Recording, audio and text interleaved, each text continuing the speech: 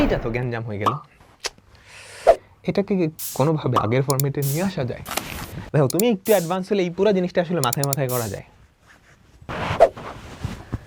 ভেতরের জিনিসটা জাস্ট উল্টানো, তাহলে এখানে এসে উল্টায় যেত না? এইটার উপরে তো দুইটা জিনিস, উপরে তো একটা জিনিস, কি করা যায়? কোনো ফর্মুলায়ও যাইতেছে না। এটাকে কি কোনোভাবে এই ফরম্যাটে আগের ফরম্যাটে নিয়ে আসা যায়? দেখি তো, একটু ট্রাই করি, ফর্মুলা ভাঙানোর ট্রাই করি। tan ইনভার্স cos x, এটাকে আমরা লিখতে পারি cos square x/2 minus sin square x/2। cos 2x এর ফর্মুলা ভাঙাইছি, বললো না কেমনে আসছে। cos 2 থিটা সমান cos square theta minus sin square theta. cos x সমান cos square x/2 minus sin square x/2। এই 1 এর পরিবর্তে লেখা যায় sin square x/2 plus cos square x/2, আর sin x কে কি লেখা যায় বলো তো? Plus 2 sin x/2 cos x/2। ঠিক আছে, তাহলে দেখো তো কি থাকে উপরে, আমাকে বলো তো।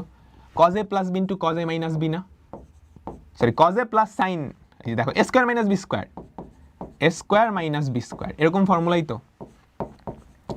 cos x/2 minus sin x/2, আর নিচে কি থাকে? sin x/2 plus cos x/2 তার whole square, sin x/2 plus cos x/2 তার হোল স্কয়ার। ঠিক আছে, এটা এটা কাটা কি পরে থাকে?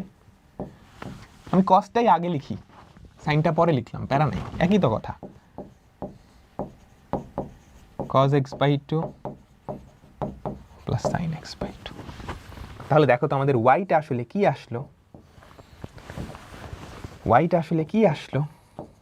আচ্ছা আমি এই সাইডে লিখি, কেমন? এই সাইডে লিখলে সুবিধা হবে আর কি। y equals to tan inverse, উপরে কত? cos x/2 minus sin x/2,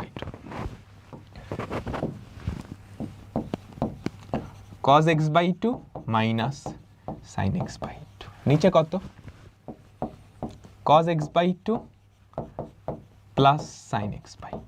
এবার কি আসছে ওই ফরম্যাটে? বলো বলো বলো বলো বলো। tan ইনভার্সের ভেতরে একটা ভগ্নাংশ, উপরে দুইটা নিচে দুইটা, minus plus minus plus minus plus. ঠিক আছে, তাহলে লব আর হরকে কি দিয়ে ভাগ করব? লব আর হরকে কি দিয়ে ভাগ করব?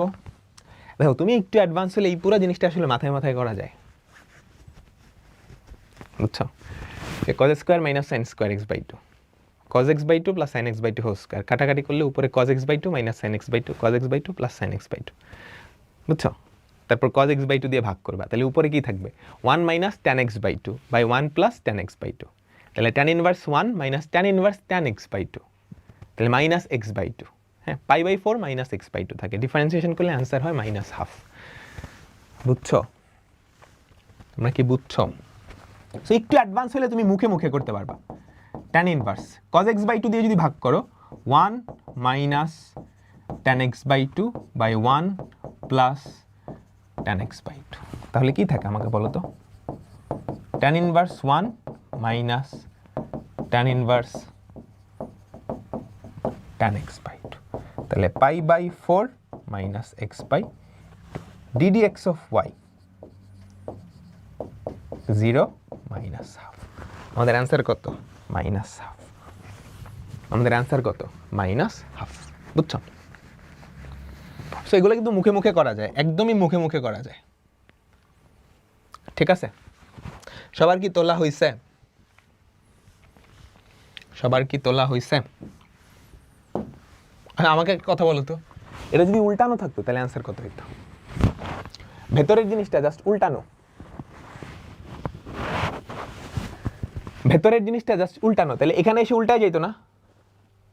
1 plus tan x/2 by 1 minus tan x/2, এখানে জাস্ট প্লাস হইতো, আমাদের অ্যান্সার প্লাস হাফ হইতো, তাই না? বুঝছো ব্যাপারটা? ভেতরের জিনিসটা জাস্ট উল্টানো বা এখানে cot ইনভার্স দেওয়া, অ্যান্সার কি হইতো?